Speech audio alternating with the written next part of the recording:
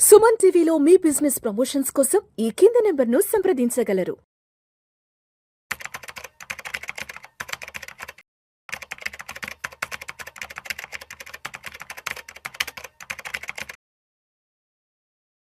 నమస్తే సాయిరామ్ గారు. నమస్తే మేడం.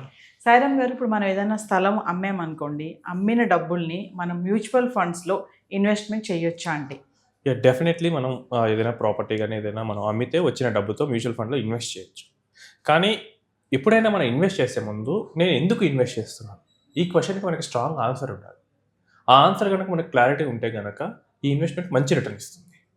బట్ క్లారిటీ లేకపోతే equity mutual funds or any mutual funds మనకి లిక్విడిటీ అనేది ఎక్కువగా ఉంటుంది. మీరు ఈరోజు పెట్టి 2 డేస్లో మీరు వెనక్కి తీసుకోవచ్చు. సో ఈ ఫ్యూచరే మీకు లాస్ ఇస్తుంది. మీరు ఎందుకు వచ్చారు ఆ క్లారిటీ లేకపోతే కనుక మీకు ఏదో టైంలో మనీ అవసరం కానీ దీన్ని చూసేస్తారు. అది ప్రాఫిట్లో ఉందో మీరు పట్టించుకోరు, లాస్లో ఉందో పట్టించుకోరు, వెంటనే తీసేయడానికి చూస్తారు. సో మీరు ఎందుకు వచ్చారు ఆ క్లారిటీ అనేది మీరు మెయిన్గా మెయింటైన్ చేయాలి.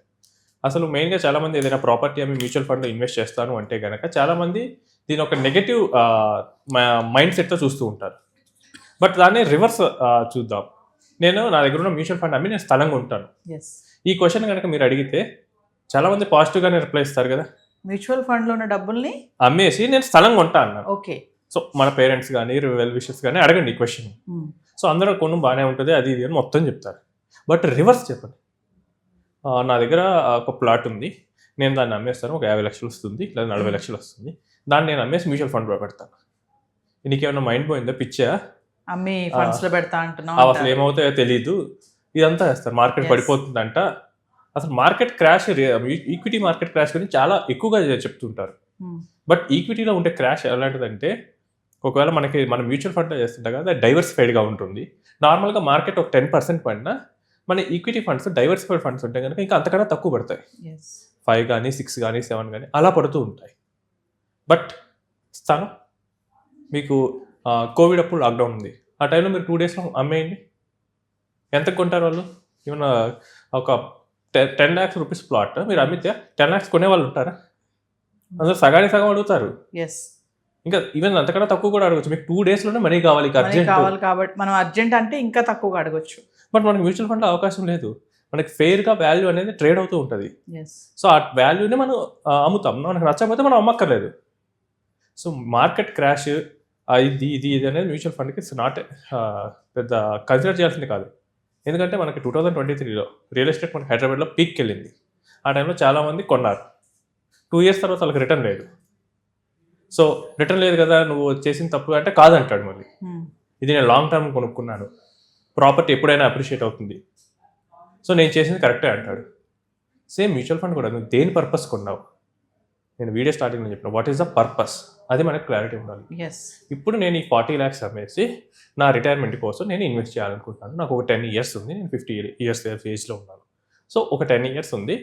సో ఆల్మోస్ట్ నాకు ఒక 1.5 crore వస్తే నేను మంత్లీ ఒక 75,000 తీసుకుంటాను. ఈ గోల్ కనుక క్లారిటీ ఉంటే కనుక మీరు ప్రాపర్టీ అమ్మి ఇన్వెస్ట్ చేస్తే మీకు మంచి రిటర్న్ వస్తుంది. ఈ గోల్ అసలు క్లారిటీ లేదు. ఎవరో చెప్పారు మార్కెట్లో బాగా రిటర్న్ వస్తాయంట, మార్కెట్లో అప్పుడెప్పుడు ఇన్వెస్ట్ చేస్తే ఒకరికి 5 times పెరిగిందంట, నేను కూడా ఇన్వెస్ట్ చేస్తాను, వీళ్ళకి రాదు. మార్కెట్ ఎప్పుడు పేషెన్స్ టెస్ట్ చేస్తూ ఉంటుంది. ఇదేంటంటే ఒక సాగరం మధురం లాగా ఉంటుంది, ఫస్ట్ చిలిగితే విషయమే వస్తుంది. సో మార్కెట్లో ఇన్వెస్ట్ చేసిన తర్వాత చాలామందికి ఎదురయ్యే సిచ్యువేషన్ ఏంటంటే మార్కెట్ పెరగకుండా ఉంటాం, క్రాష్ అవ్వటం, మన పేషెన్స్ని టెస్ట్ చేస్తూ ఉంటుంది. సో ఇక్కడ మనం హోల్డ్ చేసి ఉండాలంటే కనుక మనం ఎందుకోసం వచ్చాము అది మనకు క్లారిటీ ఉంటేనే ఉండగలం. లేకపోతే కనుక మనం ఈ మార్కెట్లోంచి వెళ్ళిపోవడానికి ట్రై చేస్తాం. అండ్ చాలామంది ఏంటంటే మార్కెట్స్ ఎలా బిహేవ్ చేస్తాయో తెలియదు. రియల్ ఎస్టేట్ అంటే దాని మీద ఫేస్ వాల్యూ కనిపించదు, గోల్డ్ దాని మీద ఫేస్ వాల్యూ కనిపించదు కాబట్టి దాన్ని హోల్డ్ చేస్తారు. బట్ ఈక్విటీ మార్కెట్స్ మీరు యాప్ తీసి కనిపిస్తే మీకు కనిపించేస్తుంది. సో ఈక్విటీ మార్కెట్స్లో మీరు ఇన్వెస్ట్ చేయాలి అనుకుంటే ప్రాపర్టీస్ అమ్మి ఫస్ట్ మీరు గోల్ క్లారిటీ తెచ్చుకోండి. గోల్ క్లారిటీ తెచ్చుకున్న తర్వాత ప్రాపర్ అడ్వైజర్తో వెళ్ళండి. ఎందుకంటే ఇక్కడ మీరు పెద్ద అమౌంట్స్ డీల్ చేస్తున్నారు. పెద్ద అమౌంట్స్ డీల్ చేసేటప్పుడు రిస్క్ కూడా కొంచెం ఎక్కువే ఉంటుంది. మీరు ప్రాపర్గా ఐడెంటిఫై చేయలేదు, ఏదో పెన్నీ స్టాక్లో ఇన్వెస్ట్ చేశారు, లేకపోతే ఏదో ఒకళ్ళు ఇన్సూరెన్స్ వాళ్ళకి ఫోన్ చేసి ఇది కూడా మ్యూచువల్ ఫండ్ వేస్తారని చెప్పి యూలిప్ పాలసీ ఇచ్చారు.